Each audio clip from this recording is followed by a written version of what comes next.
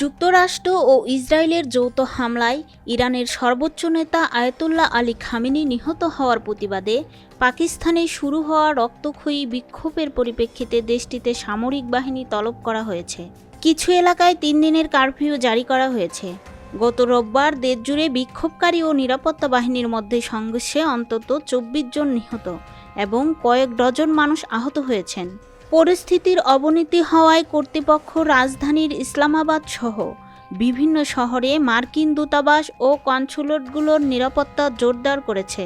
সোমবার ভোরের আগে উত্তরের গিলগিট বালতিস্তান অঞ্চলের গিলগিট, স্কাদু এবং শিখাগার জেলায় কারফিউ জারি করা হয়। সরকারি তথ্যমতে এ অঞ্চলে সংঘর্ষের সময় অন্তত 12 জন বিক্ষোভকারী এবং একজন নিরাপত্তা কর্মকর্তা নিহত হয়েছেন। উদ্ধারকারী কর্মকর্তাদের দেওয়া তথ্য অনুযায়ী গিলগিট শহরে নিহত হয়েছে 7 জন, অন্যদিকে স্কাদু শহরে নিহত হয়েছে 6 জন।